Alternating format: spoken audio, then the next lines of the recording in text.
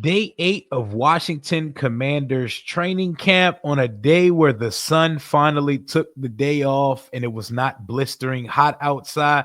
Washington just got its first couple scares with the injury bug.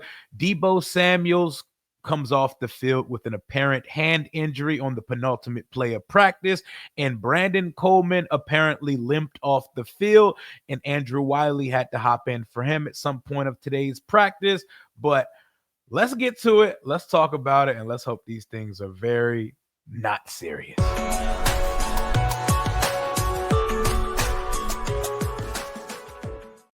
What it do and what's going on, Washington Commanders Nation? It's your boy Rio Robinson back with the latest and greatest on the Rambling with Rio YouTube channel, where we ramble about our Washington Commanders. Today is Saturday, August the 2nd, and today is the 8th practice and third padded practice of Washington Commanders training camp thus far.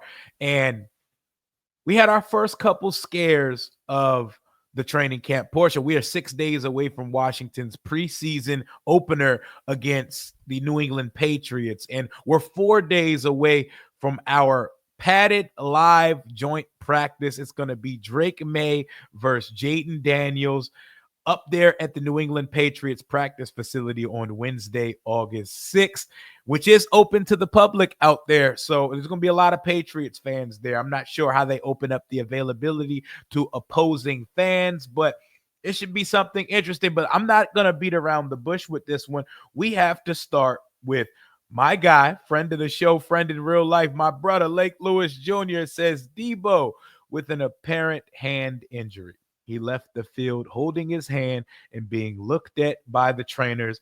It was the second to last play of practice. Apparently, they were running goal line and a slant was thrown to Deebo, and he comes off the field immediately and has to be attended by the medical staff.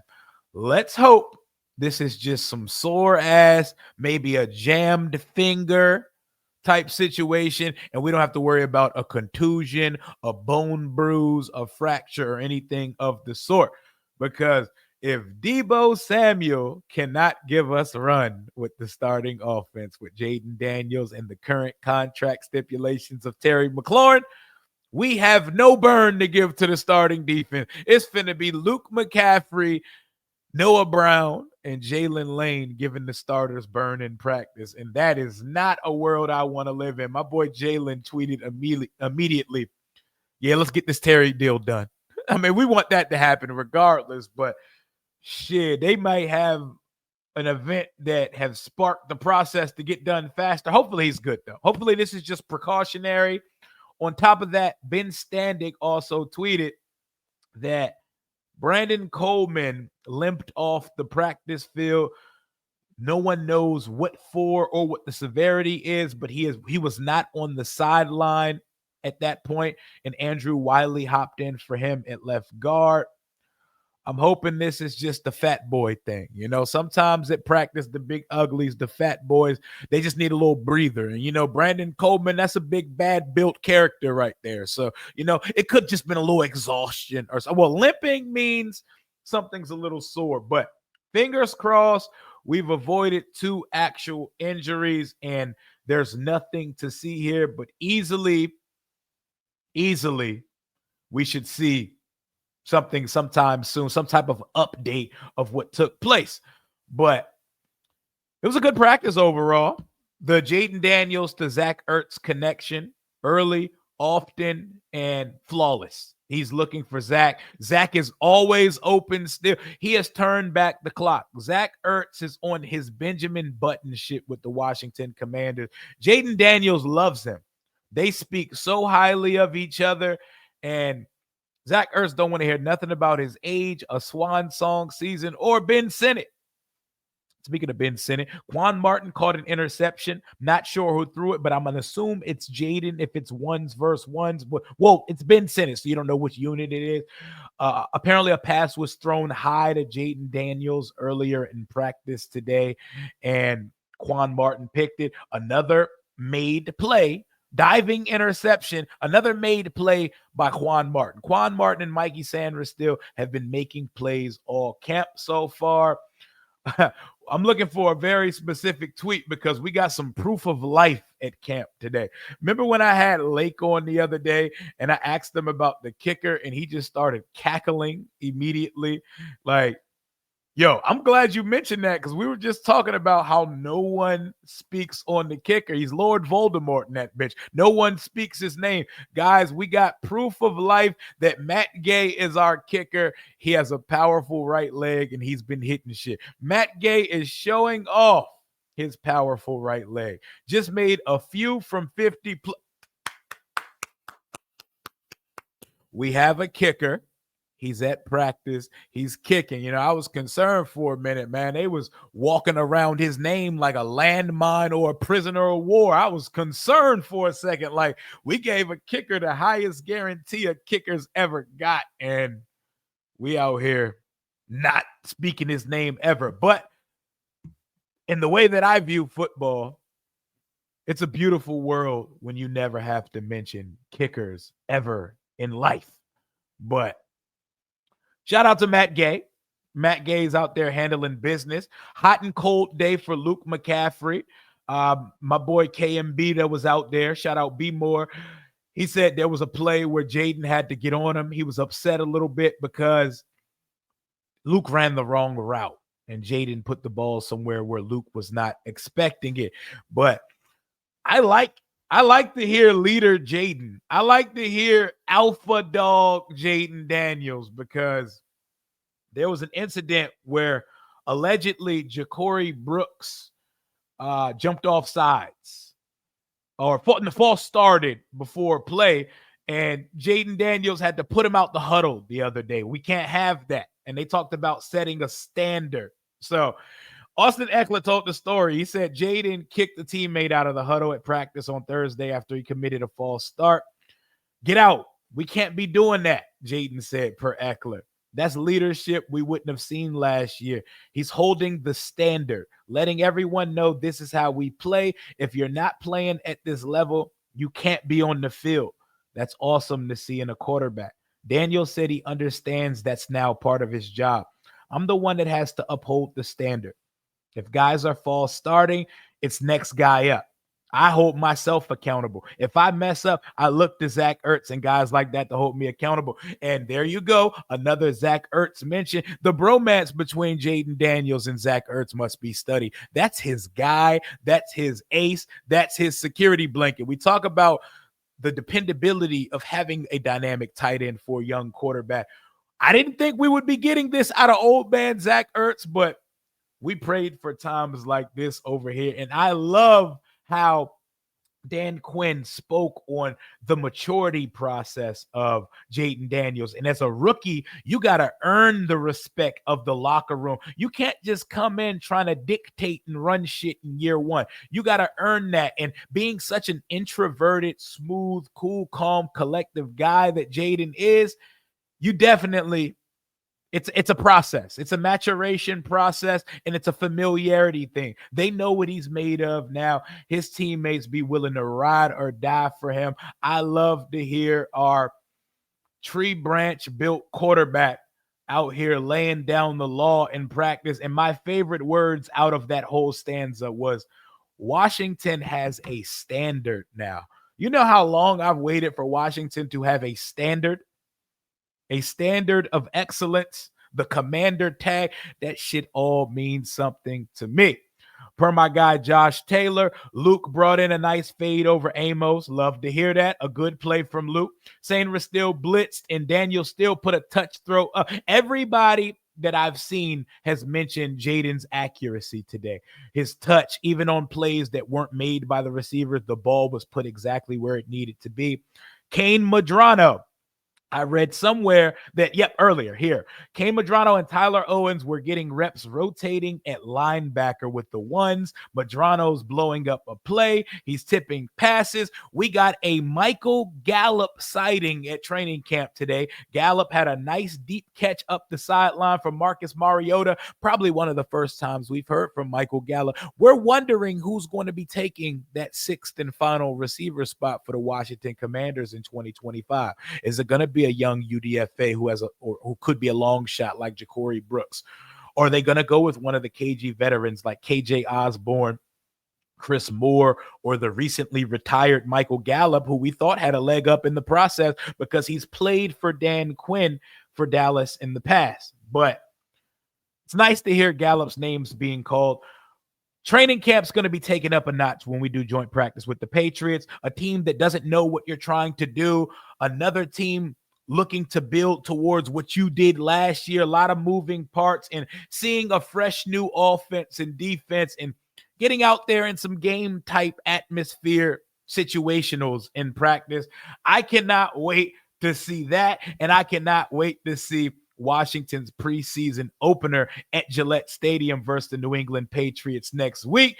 I won't be going. That game's out of town. We'll be doing a live watch party on the channel for it, our first watch party of the season. But if you are a type of fan that wants to travel to an away preseason game, you want to get your tickets on SeatGeek. I've been looking to find the best deal on Washington Commanders tickets for the 2025 season, which is why I want to give the sponsor of today's video, SeatGeek, a huge shout out. With over 28 million downloads, SeatGeek is the #1 rated ticketing app. There are more than 70,000 events listed on SeatGeek, including concerts, sporting events, festivals, and more. The NFL is right around the corner, and MLB is in full swing. I love using SeatGeek. Recently used it, lock in my training camp tickets. Most notably, I was at the Grand National Tour with my son, Kendrick Lamar, and SZA at Northwest Stadium. SeatGeek has your back. Each ticket is rated on a scale of 1 through 10, so you know you're getting a good deal. So look for the green dots.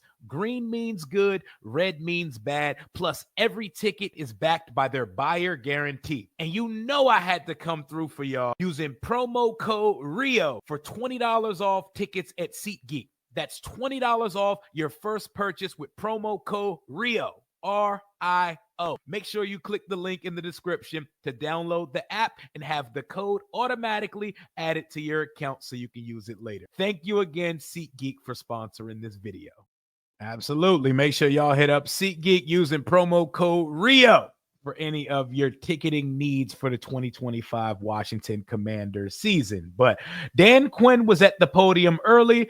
Obviously, an elephant in the room needed to be addressed, and you can tell the difference of the current team in comparison of the former culture that we have here, because it would have been an absolute circus-like environment, shit show, catastrophe at the podium if old Ronald Eugene had to go out there and answer questions about Terry McLaurin requesting a trade.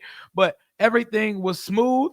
Everything was kept in the family. And this is what Dan Quinn had to say about Terry McLaurin's trade request. He let me know that was happening too, so I definitely appreciate that. Look, I think it's easy. We love Terry. Really glad he's here. Hopefully he's out practicing soon.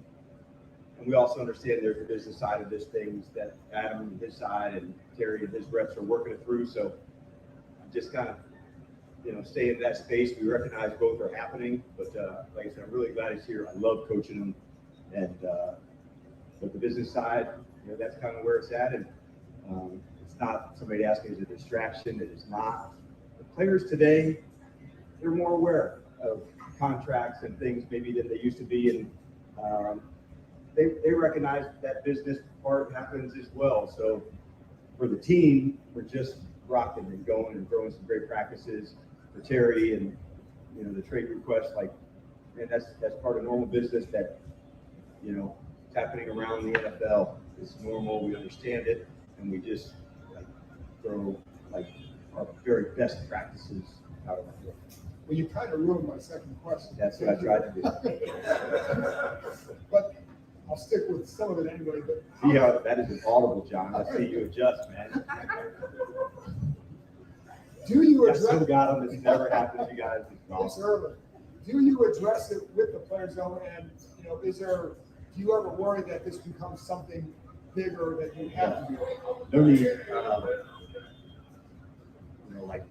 There's just no need to do that and compare and talk and compare another man's money. That's just not it. And so, like I said, around the NFL, I think there's more awareness maybe than there's ever been of teammates and contract and business. And so we don't address it. And this group is tight, and honestly, they're really focused on what they have to do in that time, knowing that behind the scenes, they know how everything got.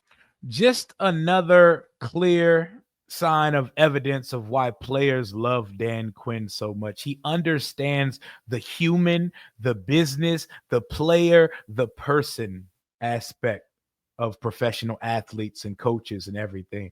He loves Terry. He understands and lets the business be the business, but we still got a job to do here. We still got a practice to run, and we still have a goal and a mission. And Terry is a part of that mission. He probably was like, I'll see you when I see you, my guy. But fresh off the great news that Washington is one more formality vote away from confirming RFK 2.0 in DC and the team's return to its glorious city. Josh Harris is at practice today, standing with Bobby Wagner and Jaden Daniels' mom, Miss Jackson. Shout out to Miss Regina. Look at that boy, Josh Harris. I'm going to zoom in on Josh Harris real quick. You see that right there? That is just that is pure bliss. That is, we ain't got no worries. We not stressing over anything around here. I'm about to get the best stadium in the league, in the East Coast, the West. We're about to have the best stadium. This is what it looks like when you put your money on the table and it works. He's putting $2.7 billion on the table to build the stadium of his dream and the stadium that fans deserve. And he's returning his childhood favorite football team that he now owns and is the manager partner for back to the place where they hosted games during its glory years. That guy ain't got no worries. I see my boy Jalen say they brought the closer in. It's time to get the deal done. Listen, Jalen, we all want that Terry deal to get done. We don't want the owner to have anything to do with it. I don't need meddlesome owners ever. That would give me PTSD if he walked in the negotiation room. I don't want him breathing near a contract unless that contract is a brand partner, a sponsor, or the list of names lining up like Doorbusters Black Friday early 2000s to put their name on our new stadium. That's all I need Josh Harris contractually involved in. But shout out to him, Mitchell Rails, Magic Johnson and company, because the vision is coming together. We could be full football, 100% phenomenal vibes when we get this Terry deal done. I still think we're closer to the season. End of August is probably going to be when a resolution comes of that. But I am standing on business when I say that they are not trading Terry McLaurin. They have no reason to trade Terry McLaurin. They own all the leverage in the situation. I don't think it's happening. Apparently, per Ian Rappaport and all of the media people that are putting their brains together to try to wrap their minds around what the offers could be, they're saying that Buddy Baker and Terry McLaurin are using DK Metcalf's contract as the basis for Terry's ask. So $33 million is looking like the minimum. They want $33 million with $1 over, no more, no less. We'll see. We'll see. But I don't think a trade is happening with Terry McLaurin, guys. That's pretty much what I got from today's practice. I'm not sure when they practice again. I know for sure that they will be out there Monday because I believe Monday is the final season ticket holders, friends and family day at practice. I'm loving what we're hearing from our rookie class. I forgot who mentioned it, but someone said JCM had a big run up the right sideline today. We can just keep hearing good JCM news. And obviously, we're going to hear more about JCM than we hear about Brian Robinson. As a guy who critiques and is very hard on Brian Robinson Jr. myself, we're not going to hear too much from Brian Robinson in training camp, and I don't need to see Brian Robinson in a preseason game. I don't really care what he's doing in joint practice. I want to see Brian Robinson's production not fall off a cliff after September.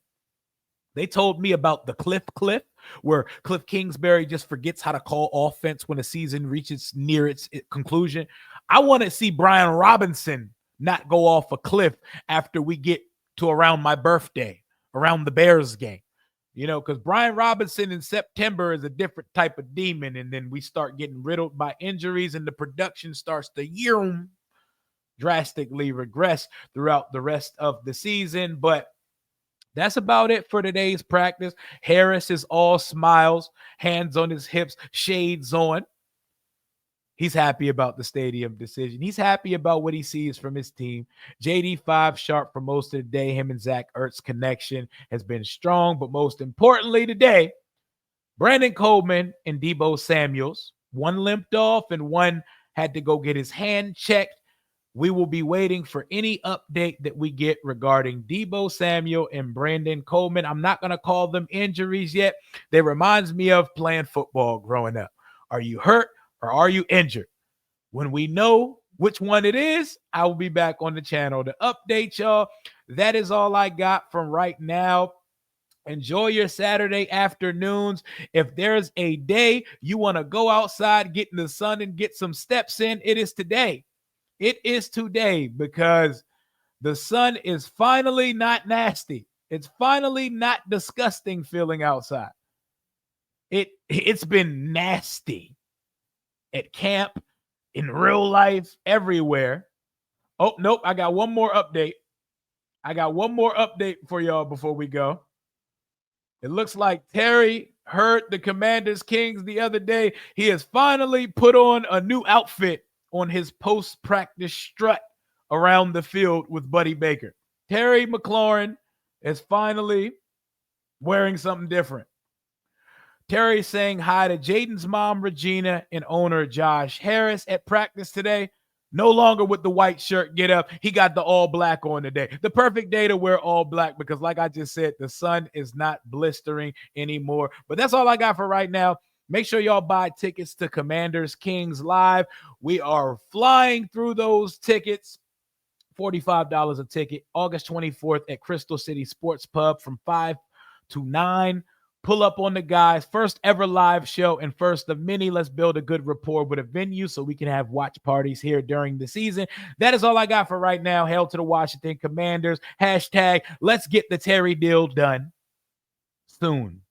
Fingers crossed. Commander Rio out.